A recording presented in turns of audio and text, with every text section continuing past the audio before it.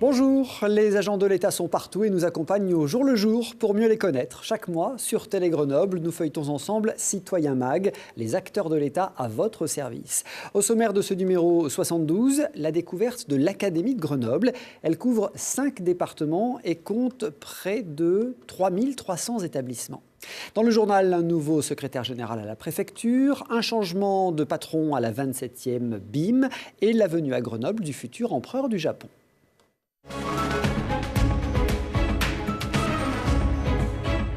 Après la famille, l'école est le berceau essentiel de la réussite et de l'intégration. Elle est le lieu où se construit la société de demain. Une sacrée responsabilité et une mission noble, mais de plus en plus exigeante, qui doivent tenter de rétablir l'égalité des chances et des droits. À la fois lieu d'apprentissage et de socialisation, nos écoles, collèges, lycées et universités forment les citoyens de demain. On en parle avec Fabienne Blaise, la rectrice de l'Académie de Grenoble. Bonjour. Bonjour. Merci d'avoir accepté notre invitation. Enseigner, transmettre son savoir, partager ses connaissances, c'est le plus beau métier du monde? Oui, c'est d'ailleurs ce que j'ai dit à la rentrée des stagiaires, des nouveaux professeurs. C'est effectivement ce qui permet à nos jeunes d'avancer dans la vie, de devenir responsables, de s'émanciper. Parce que l'éducation, la culture sont des bagages extrêmement précieux pour réussir professionnellement, mais aussi pour réussir dans sa vie et pour s'insérer dans la société. Vous avez accueilli à cette rentrée près de 700 jeunes enseignants. Hein. Oui, c'est ça, et on est toujours fiers de pouvoir le faire. On se rend compte d'ailleurs que oui, ils sont de plus en plus nombreux et de tous âges, ce qui est très intéressant. Alors vous êtes vous-même à l'origine, agrégé de lettres, professeur de langue et de littérature grecque. C'est ça. C'est ça. Le grec, une langue Alors, le grec, encore d'actualité. On ne peut pas dire que ce soit une langue très vivante, mais c'est pourtant une langue fondamentale. Alors, on dit toujours que ça permet de comprendre un certain nombre de mots un peu savants, mais pas seulement. Le grec doit sortir, les langues anciennes doivent sortir de cette image de langue pour l'élite, pour former les élites. Au contraire, ce sont des langues qui ne se parlent plus, et donc qui oblige de les aborder de manière non intuitive. Donc il faut comprendre ce que c'est que la grammaire, la syntaxe, et ça permet de comprendre du coup sa propre langue. Et pour moi, ce sont des langues qui peuvent permettre à des élèves qui sont en difficulté, qui n'ont pas les mêmes chances que d'autres pour parler, pour s'exprimer de manière fluide. Ça leur permet de bien maîtriser leur langue. Et c'est pour ça que, au-delà de ma passion pour le grec, je pense qu'il est important de pouvoir aussi l'enseigner et continuer à l'enseigner dans les classes. Alors vous avez été nommée rectrice de notre académie il y a quelques mois, en avril dernier. Vous étiez auparavant présidente d'université à Lille, c'est ça? C'est ça, oui. Je présidais l'université de sciences humaines et sociales. Les 3 universités, on a un parcours assez parallèle à celui des universités grenobloises, puisqu'on a fusionné à peu près dans la même période. Alors, présentation de cette fameuse Académie de Grenoble, à la tête de laquelle vous vous trouvez aujourd'hui. Quelques chiffres, c'est impressionnant. Je le disais, c'est 5 départements. C'est ça. Donc, l'Isère, l'Ardèche, la Drôme et les Deux-Savoies. Oui. Alors, ça représente de très nombreux élèves. Quelques chiffres clés. 740 000. Alors, élèves, étudiants, apprentis. Voilà, c'est tout niveau confondu et public-privé. Oui. Et bon, c'est une grosse académie. C'est une académie qui est passionnante dans la mesure où on a d'abord 2 grandes universités et on a un rapport entre l'éducation et la recherche, l'éducation et les enseignants-chercheurs qui est assez remarquable et je crois bien qu'il est à ce degré d'intensité unique en France. 3300 établissements au total, collèges, écoles, lycées, 2 grandes universités, vous le disiez, et ça donne un nombre d'enseignants là aussi impressionnant, vertigineux. Oui, alors beaucoup. Là, il faut que je regarde mes fiches parce que c'est à peu près... Ne nous trompons pas. 45 000 enseignants, ce qui est énorme. Ouais, c'est énorme. Près de c'est la 6e académie en France. Donc c'est vraiment très important, plus de 26 000 enseignants dans les collèges et les lycées, 20 000 dans les écoles. Et cette rentrée, des dotations supplémentaires, des renforts. Oui, alors en termes de postes, donc 88 postes pour être précis dans le primaire, 69 dans le secondaire, plus de 750 accompagnants d'élèves en situation de handicap. Je tiens à insister sur le fait que pour le primaire, on a créé des postes à un moment où pourtant il y a une baisse sensible de la démographie. Mais parce que, comme vous l'aurez sans doute remarqué, le primaire est vraiment la priorité et pour des raisons qui sont absolument logiques dans la mesure que c'est là que tout commence. Alors, on va faire un zoom spécifique sur le primaire dans un instant. Un mot d'abord sur les fameux rythmes scolaires. Oui.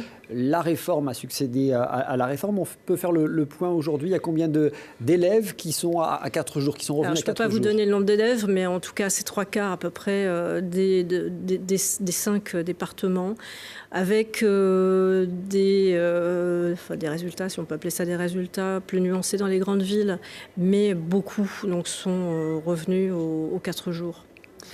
Les grandes priorités de cette rentrée dans le primaire, le ministre l'a dit, la maîtrise des fondamentaux, lire, écrire et compter. Et respecter autrui. Alors les 4 grands fondamentaux. Voilà. Donc, ça me semblait un peu une évidence que l'école forme à la lecture, l'écriture et au calcul. Elle l'a toujours fait. Le problème, c'est que quand on regarde les résultats européens, internationaux, comme PISA, on se rend compte qu'on a encore des progrès à faire.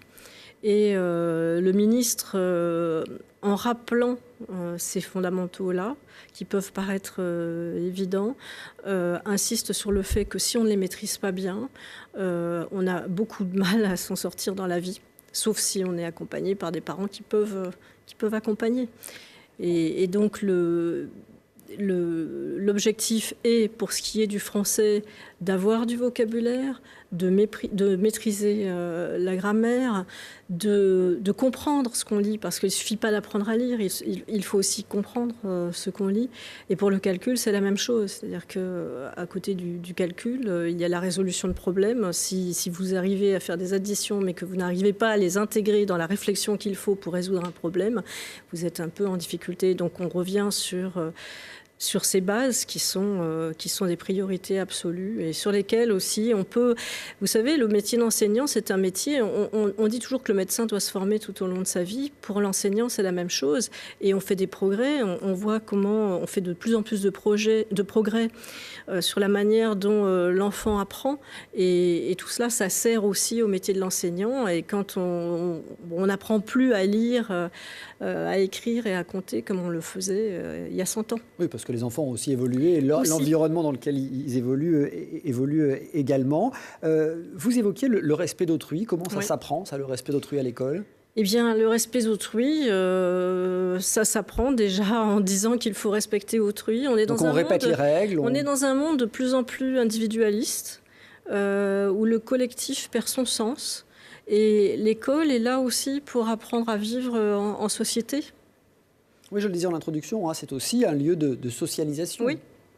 Ça, c'est important, on n'est pas là que pour apprendre. C'est un lieu où vous avez en plus des élèves qui viennent d'horizons très divers, qui ont à apprendre les uns des autres.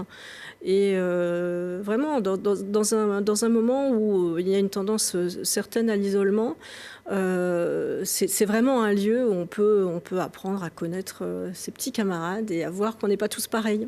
Vous évoquiez également ce rôle de l'école qui est de donner la même chance à tous ou de rattraper certaines inégalités. Parmi les nouveautés, cette rentrée, mais déjà l'année précédente, il y avait le dédoublement des classes de CP, oui. CE1 cette année. Oui, donc en éducation prioritaire plus, et tous les CE1 d'éducation prioritaire, les CP, pardon, CP éducation prioritaire et les CE1 REP+, oui. Parce que voilà, il faut bien expliquer qu'on est dans des... on a concentrer cette mesure sur les zones les plus prioritaires, donc les plus socialement défavorisées. C'est ça. Alors, on est dans une académie qui a la chance d'avoir pu garder le dispositif plus de maîtres que de classes, parallèlement à ce dédoublement. Et on en voit déjà les résultats. Les enseignants voient qu'en dédoublant ces classes, on a une approche de l'apprentissage et des élèves qui est un peu différente et qui leur permet d'avancer plus vite quand ils sont fragiles. On a déjà des résultats, vous dites ? Oui. Alors, on n'a pas encore les indicateurs, mais...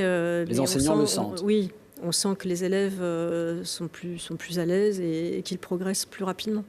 C'est dans le même esprit que le gouvernement souhaite rendre obligatoire la scolarité dès l'âge de 3 ans ? Oui, parce qu'on sait, je parlais des résultats de la recherche, on sait que l'enfant, plus l'enfant est jeune, plus il apprend vite et facilement. Ça permet aussi, je parlais de la socialisation, ça permet à des enfants aussi de se socialiser plus vite. Là encore, on est dans une académie qui est en pointe, puisque on observe qu'il y a même des départements comme l'Ardèche où beaucoup d'enfants de 2 ans sont déjà scolarisés. Donc 90%, je crois, des élèves de cette académie sont à l'école dès 3 ans. Donc il s'agit d'aller chercher ceux qui sont encore au bord de la route, c'est ça ? On va les trouver très facilement et puis il faudra évidemment qu'on regarde si l'école a les moyens de les accueillir, mais je ne me fais pas trop de soucis. Aujourd'hui, l'école est obligatoire dès l'âge de 6 ans, donc oui. Il y a effectivement une évolution législative importante. La culture de l'évaluation dans le primaire, l'évaluation, ça fait souvent peur. Ça fait peur. Mais... Bon, là encore, on a fait des progrès et je pense qu'on a aussi une marge de progrès à faire dans tous nos esprits des enseignants et des parents, surtout des parents. L'évaluation n'est pas forcément la note et la sanction qui est perçue avec la note. C'est un outil plus exactement, c'est un outil qui permet, les évaluations qui sont mises en œuvre là permettent d'abord d'avoir une espèce de photographie de la classe au début de l'année. Ça permettra par conséquent aux enseignants de pouvoir suivre les élèves de manière plus personnalisée, plus individualisée, en repérant immédiatement les fragilités. Ça peut permettre aussi à un établissement de se projeter dans le moyen terme en se disant qu'il peut infléchir son projet pédagogique. Donc il faut vraiment le voir comme ça et il faudra qu'on fasse preuve de pédagogie pour expliquer cela aux parents, pour qu'ils ne s'imaginent pas que leur enfant est mis dans une catégorie au début de l'année. C'est pas du tout l'objectif. Quelques mots sur les collèges avec un nouveau dispositif depuis la rentrée 2017, le dispositif des devoirs faits. Oui. Donc qui progresse, puisque au début il a été mis en 2017 en œuvre dans des situations, donc dans une temporalité assez contrainte. Maintenant, il a pu se développer. C'est quelque chose qui marche. Là aussi, c'est fait pour que tous les élèves puissent réussir. Donc, tous les élèves ont droit à être suivis. Donc, c'est sur la base du volontariat. Parfois sur la base d'un volontariat un peu suscité. Un peu guidé. Parce que là encore, il faut aussi persuader les parents de l'utilité de la chose. Et tous ces dispositifs sont vraiment mis en place pour permettre vraiment à tous les enfants, y compris à ceux qui n'ont pas les chances pour des raisons diverses et variées, d'avancer aussi vite que d'autres, donc leur permettre d'avoir un parcours qui les mène à la réussite. Oui, ça permet à ceux finalement qui n'ont pas des parents en capacité de les aider ou disponibles pour les aider le soir de faire les devoirs, d'être accompagnés par un enseignant. Généralement, c'est les enseignants. Ce sont des enseignants. Il y a aussi des services civiques, mais ce sont la majeure partie des personnes qui les accompagnent le soir sont des enseignants, oui. Un dernier mot, Madame la Rectrice, sur le lycée et le nouveau baccalauréat. Il arrivera pour 2021, donc concerne là les jeunes qui viennent de rentrer. C'est ça, donc les secondes de cette année seront les nouveaux bacheliers de 2021. Donc nouvel examen. Nouvel examen. Dès cette année, un accent qui est mis sur l'orientation, puisqu'il y a 54 heures qui sont dédiées à l'information sur l'orientation. Et là encore, c'est pour essayer de faire évoluer le bac, pour éviter le bachotage, pour les amener à une spécialisation plus progressive, pour leur apprendre aussi comment on apprend, comment on acquiert le savoir, puisque le savoir, c'est pas une révélation qui vient d'en haut. Tout le monde peut savoir. Il y a des méthodes pour ça. Ça s'acquiert de manière rigoureuse avec une méthode. Et voilà, donc là aussi, c'est un moyen, avec l'oral aussi, la place qui est donnée à l'oral, qui leur permettra de se donner plus de chances. Fabienne Blaise, merci pour ces précisions. Vous restez avec nous pour le journal.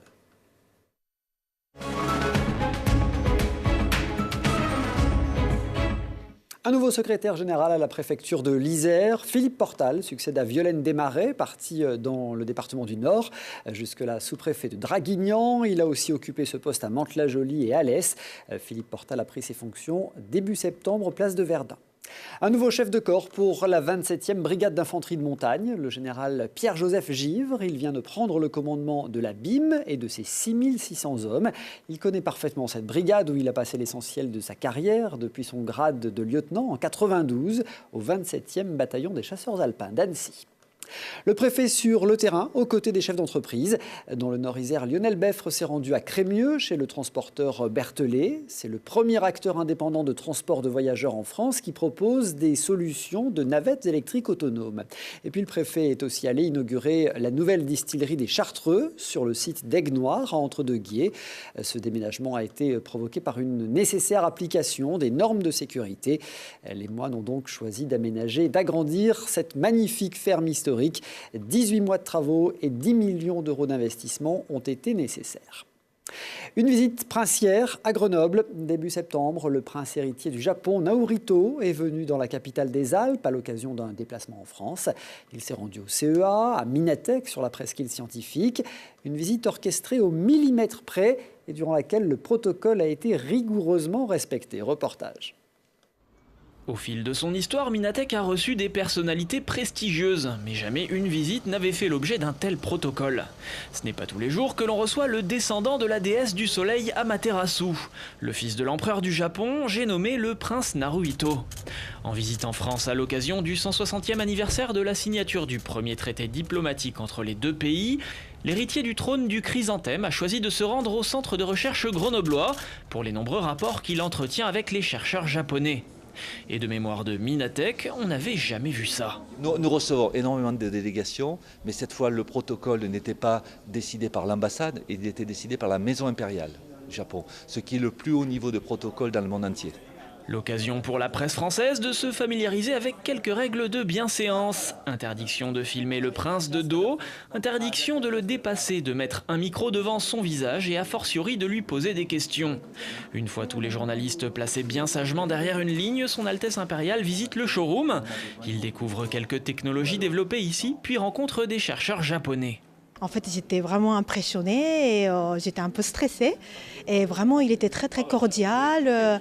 Et donc, vraiment, c'est un grand honneur pour moi de rencontrer. Ça fait quelque chose. Hors caméra, le prince héritier s'entretient avec quelques étudiants en japonais de l'université Grenoble-Alpes. Alors, on est rentré 2 heures avant lui. On nous a mis un marquage au sol pour pouvoir s'installer. On était assez près les uns des autres, on était 5, donc 3 étudiants. Et on a dû attendre debout pendant 2 heures, tant qu'il arrive. Une attente qui n'entame pas l'engouement de Thomas. C'est inouï, c'est une chance qui ne se représentera plus jamais, je pense. Il y a tellement peu de Japonais qui le rencontrent, alors des Français, vous imaginez bien que c'est incroyable de le rencontrer. Cette rencontre a ceci d'extraordinaire qu'il s'agit de la dernière visite internationale du prince. Il deviendra empereur du Japon le 1er mai 2019, date prévue du retrait de son père. Et lors de sa visite à Grenoble, le prince Naruhito n'était pas accompagné de son épouse, la princesse Masako. Elle aurait pourtant pu guider son époux dans la capitale des Alpes où elle a étudié dans les années 80.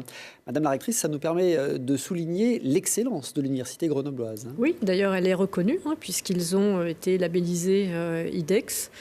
Et bon, ils bénéficient sur le site grenoblois d'équipements extraordinaires et l'université a un dynamisme qu'on ne peut qu'envier quand on vient d'ailleurs, qui est aussi dynamique, mais qui n'a pas tous ces équipements. Et la force de frappe de Grenoble, oui, c'est une très grande université.